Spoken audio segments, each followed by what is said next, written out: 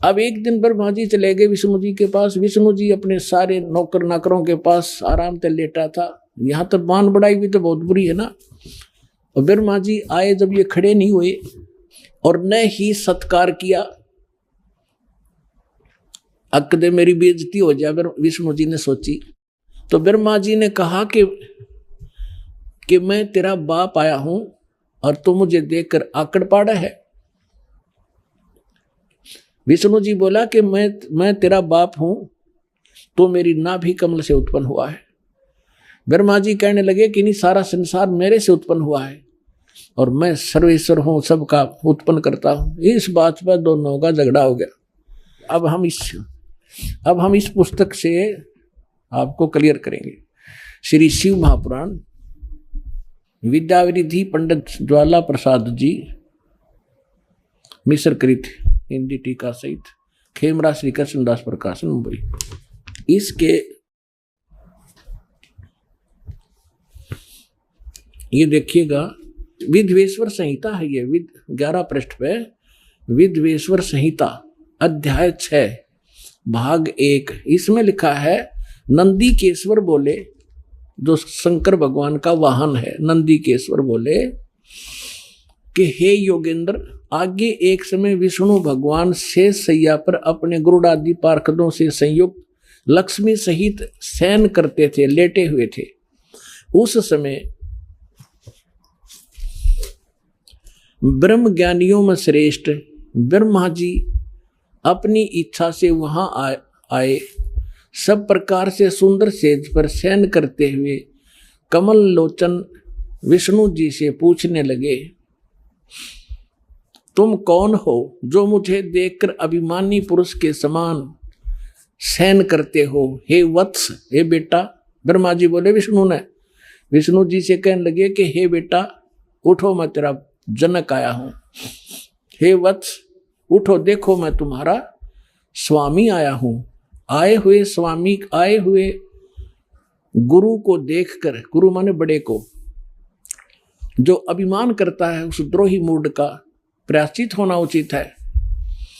यह सुनकर विष्णु जी के अंतर में तक क्रोध हुआ, अंदर तक घना गुस्सा हुआ, पर ऊपर तक शांत, लोग दिखावा शांत रहा, बाहर से शांत रहे और बोले कि वत्स, ए बेटा तुम्हारा मंगल हो, बैठो, इस आसन पर विराजो। इस समय तुम्हारा नेत्र कुटिल और मुख वक्र क्यों हो गया? यानी टेढ़ा मुंह क्यों कर रहा है, टेढ़ी आंख क्यों कर रहा है? तू आजा, बैठ जा बेटा। ब्रह्मा जी बोले, हे वत्स, हे बेटा विष्णु, तुमको समय के प्रभाव से अभिमान है। हे पुत्र, मैं तुम्हारा रक्षक और जगत का पिता हूं। विष्णु जी बोले, ये सब जगत मुझ में स्थित है, तुम चोर के समान किस प्रकार अपना कहते हो? तुम मेरी नाभि कमल से उत्पन्न हुए हो, इससे मेरे पुत्र हो, मुझे पुत्र कहना व्यर्था है। अब तो देखो पुण्यात्माओं, ये हमारे आचार्य शंकराचार्य, ये भी तो हमारे धर्मगुरु, इनकी पूजा करवाया करते। बालका तो भी कमजोर बुद्धि के व्यक्ति है। एक 4th कक्षा के बच्चे लड़ा कर आपस में, और फिर टीचर उनसे पूछता है क्यों झगड़ रहे थे, इधर आओ। उनमें से कहता, जी ये यूं बोला, मैं तेरा बाप है। वो दूसरा कहता, ना जी पहले यूं बोला, अब मैं तेरा बाप है। इसलिए लड़े थे, हम एक दूसरे को नो पकड़ रहे थे। ये हमारे भगवान लड़ा आपस में, वो कह मैं तेरा बाप, वो नो कह मैं तेरा बाप, तू मेरा बेटा। और फिर इनके बाप ना आके इनका छुटकारा करवाया।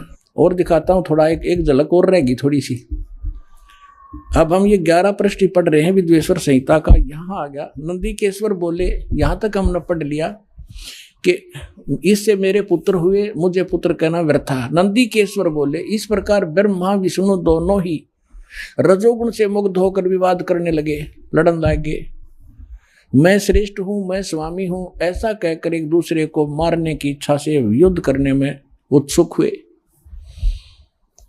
संपूर्ण देवता विमान में बैठकर उस महाअद्भुत युद्ध को देखने चले आए और आकाश में उनके ऊपर फूल बरसाने लगे। देख लो यहाँ के देवता, अरे थरा गजब। ये तो कटका मरने में तैयार हो रहे दोनों भाई, हर देवता ऊपर तो फूल बरसावा, कहाँ कर दो काम। मरो लड़के, शाबाश, बहुत अच्छा काम कर रहे हो। ये थे हमारे जो, हम जिनको ईष्ट और जिन ग्रंथों को हम सत्य मानकर पढ़ा करते। इसमें खाक ज्ञान है। दो भाई लड़ रहे हों तो भला पुरुष बीच में बढ़ा कर बचाव करा कर ना भाई नाश हो जाएगा, झगड़ा नहीं करा करते। अरे देवता फूल बरसावे, खूब सारा युद्ध बढ़िया लड़ो, मरो कटके, देखो कौन सा तगड़ा है।